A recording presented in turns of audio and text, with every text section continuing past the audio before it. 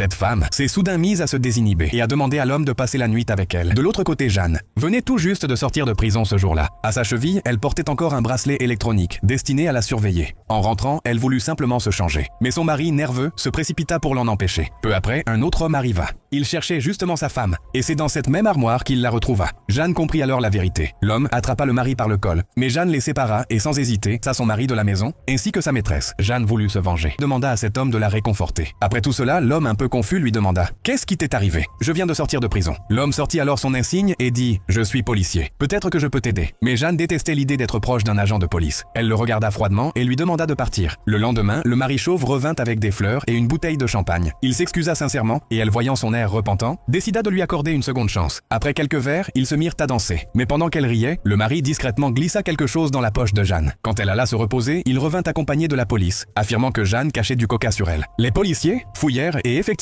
ils trouvèrent un petit paquet dans sa poche. L'un des agents n'était autre que l'homme avec qui Jeanne avait partagé la veille. Même s'il la connaissait, il resta professionnel. Jeanne, furieuse, déclara « Ce n'est pas à moi, c'est de la farine. Cherchez plutôt dans la poche de mon mari. Le vrai est là. » Un adolescent allume une cigarette, sachant que sa mère l'espionne. Mais en un clin d'œil, la cigarette se transforme en sucette. Plus tard, il fait semblant de jouer à un jeu vidéo. Sa mère, exaspérée, entre pour le gronder. Mais lorsqu'elle lui retire son casque, elle découvre qu'il était en train d'étudier sérieusement. Peu après, elle le surprend en train de grignoter. « Toute cette malbouffe va te rendre malade », lui lance-t-elle. Pour toute réponse, il sort des fruits et des légumes du paquet de chips. À bout de nerfs, elle se plaint à son mari. À force de m'inquiéter pour lui, je vais finir toute ridée. Le père décide d'intervenir et surprend son fils sur son téléphone. Furieux, il s'apprête à lui crier dessus. Mais le garçon lui montre qu'il s'entraîne à faire du calcul mental sur une application. Soulagés, les parents pensent enfin être tranquilles. Mais au milieu de la nuit, le père remarque une forme suspecte sous la couette de son fils. Il imagine le pire, une petite amie cachée. La mère, alertée, se précipite vers la chambre, prête à découvrir le pot aux roses. Elle entend des chuchotements. Prenant son courage à deux mains, elle arrache la couette d'un coup sec. En dessous, pas de petite amie, mais son fils, Hilar, qui projetait son propre visage sur un mannequin pour leur faire une farce. Un médecin remarque une montre en or au poignet d'un vieux mendiant mourant. Quelle perte, se dit-il, de laisser un tel bijou à un homme sur le point de mourir. Il décide de la lui voler. Mais au moment où il s'apprête à la prendre, le vieil homme sort du coma et murmure « Sauvez, moi !» avant de s'évanouir à nouveau. Le médecin, pensant avoir fait une bonne affaire, ignore l'avertissement. De retour dans son bureau, il passe la montre à son poignet. Aussitôt, les aiguilles s'emballent, tournant à une vitesse folle. Rien ne peut les arrêter. Un interne entre et recule, choqué par son apparence. Le médecin se regarde dans un miroir. En quelques minutes à peine, il a vieilli de plusieurs décennies. Terrifié, il comprend que le responsable est la montre. Il tente de l'arracher, mais le bracelet semble soudé à sa peau.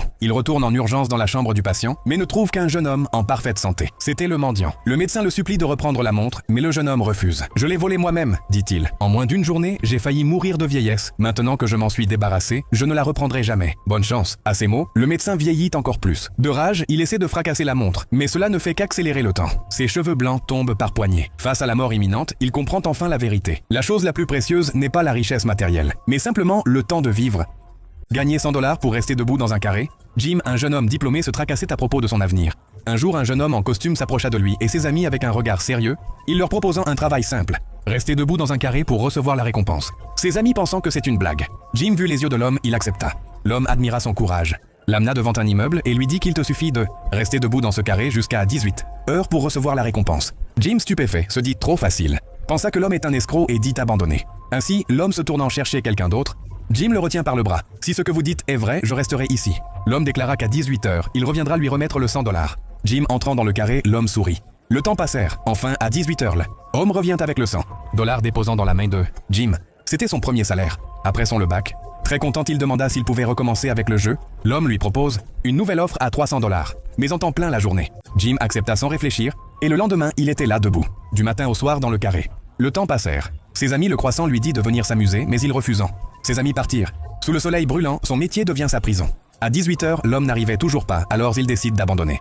Une femme recueille une jeune sans-abri. En voulant lui donner un bain, elle découvre avec horreur son dos couvert de cicatrices, marque d'une torture inhumaine. Alors qu'elle soigne ses plaies, la jeune fille murmure « Maman ». Sa voix est identique à celle de sa propre fille. Troublée, la femme lui demande son nom. L'inconnu répond s'appeler Chun-hee, le même prénom que sa fille. Une simple coïncidence? C'est ce qu'elle préfère croire. Mais le cauchemar ne fait que commencer. Le lendemain, le couple se réveille avec la vue étrangement brouillée. Peu après, une chamane frappe à leur porte. Au simple contact du visage de la femme, la chamane recule, terrifiée, comme si elle avait touché une entité maléfique. « Partez vite !» lui lance-t-elle avant de fuir. La nuit suivante, des événements étranges s'enchaînent. La jeune fille, les yeux grands ouverts, se dirige vers la chambre de la belle-mère. Au matin, la cuisine est saccagée et l'inconnu a disparu. Attirée par un bruit à l'étage, la femme la retrouve cachée dans une armoire. Soudain, la belle-mère surgit derrière elle, comme possédée, et tente de poignarder la jeune fille. Elle s'échappe et se réfugie dans la niche du chien, tandis que la vieille femme, armée d'un couteau, rôde à l'extérieur. Plus tard, le calme revient. Le mari rentre et trouve sa mère redevenue normale, mais un miroir dans sa chambre a été entièrement scellé avec du ruban adhésif. Intrigué, il en décolle un coin mais ne voit rien d'anormal. Pourtant, au cœur de la nuit, des voix angoissantes s'échappent du miroir. Tourmentée, la belle-mère ne peut résister à leur appel et se dirige vers une grotte scellée. Le lendemain, elle a disparu. Le couple remarque alors un liquide visqueux suintant du miroir. En arrachant le ruban, il découvre des empreintes de mains gravées dans le verre. Persuadé que la mystérieuse jeune fille est liée à cette disparition, la femme appelle la police. Mais l'inspecteur lui présente une photo vieille de 80 ans, sur laquelle figure la même fille. Le choc est total. En dernier recours, elle retourne voir la chamane qui lui révèle enfin la terrifiante vérité. La créature qu'elle a accueillie n'est pas humaine. C'est un esprit imitateur, un démon capable de prendre l'apparence de ceux qu'il rencontre.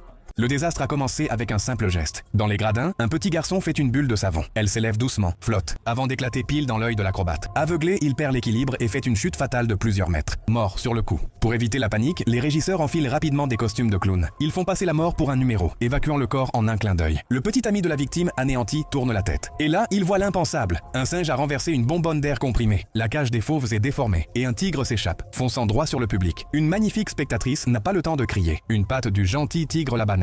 En bas, un homme déguisé en gorille se lance. Il veut jouer les chasseurs de fauves. Mais un technicien affolé appuie accidentellement sur le bouton d'allumage. Le cascadeur malchanceux traverse le cercle de feu et est réduit en cendres instantanément. Pendant ce temps, à l'étage, le propriétaire du cirque fait une transaction. Sous la lumière ultraviolette, il constate que tous les billets sont faux. Furieux, il fracasse une bouteille de bière sur la tête du faussaire, puis pousse son complice par la fenêtre. Ce dernier s'écrase sur le capot d'une voiture de police. La voiture, déviée, percute le chapiteau. Le bureau d'à côté s'effondre. Le patron et les autres tombent dans la fosse du cirque. La foule s'enfuit dans une panique totale. Personne ne l'aurait cru.